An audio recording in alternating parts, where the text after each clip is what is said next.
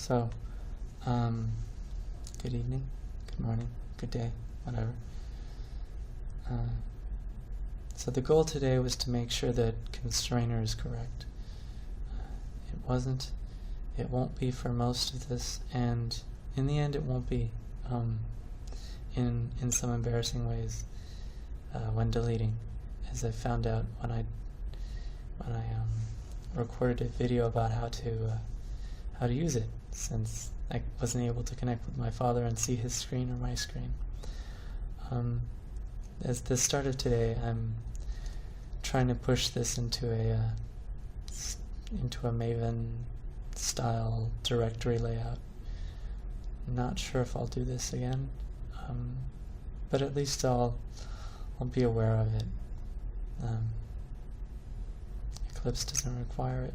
We don't do that at work. But that's not much of an answer to anything anyway. So once I've done, or not done that, now I want to know where should I put my tests, which, like at work, we have them in folders alongside whatever folder they're testing.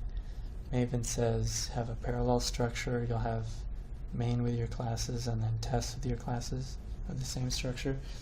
I saw yesterday Eclipse seemed to suggest that we would have the main package, so in my case that's WS and the Zen, that's it, and then you would have your normal structure and then a parallel structure under your main like package type that's tests whatever.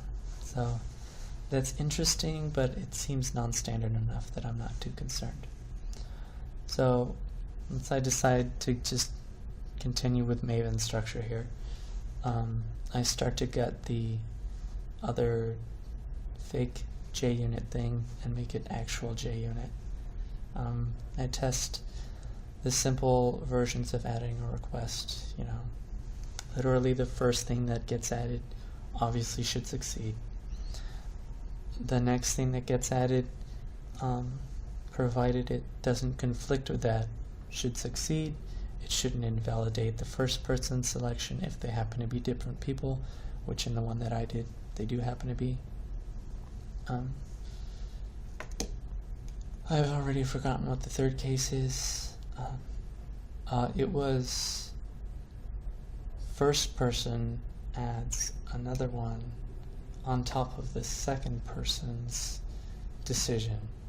I don't recall if that is working here or not, but it doesn't really matter, I guess. Yeah, so in that case active is pushed down, so like number 2's first choice was active, but we're going to push it down because number 1 is going to make it a first choice selection.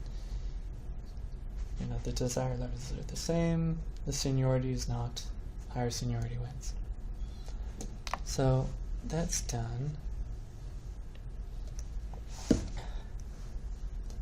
I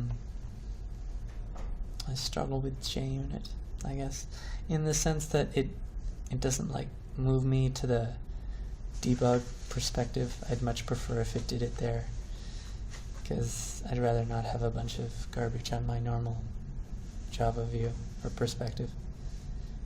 But that's fine. Most of this day will be in debug. It's helpful to have the tests. I see that now. Oh, I see that now. It's just tedious to create them or leverage them out. In the end, I just decided to chain calls of the tests. That way I could be certain that, that way I wouldn't have to restart with like adding number 1's first choice, number 2's first choice that doesn't conflict, and so on. And I was able to find stuff like just a second ago there we were looking at desirability inside of a requestant or person. And I had it -1, which made sense when there wasn't a separation between the UI and the model. because, you know, a person is probably going to put this first choice is 1 as opposed to 0, which is how it's going to number it internally, as you may know.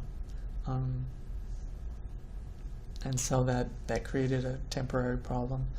Another one that I saw or gave me trouble was like I had a greater than sign instead of a less than sign in the looking for a spot, I believe, something like that.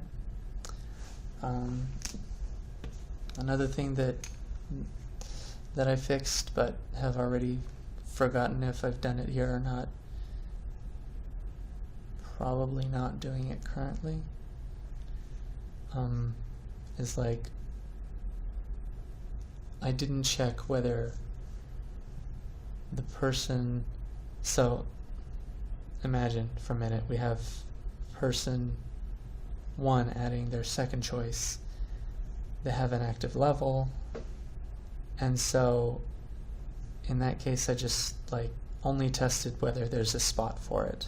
But really, in the end, I needed, we're looking at it now, like, is the desire the same as that person's other one? Because otherwise it gets put just to the back, and I don't care.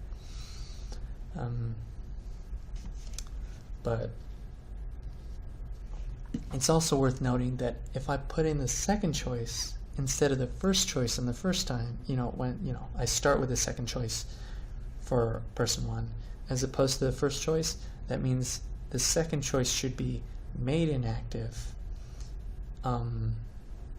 instead of just like the first one being inactive, which was the naive way that I implemented it and didn't prevent this program from doing it.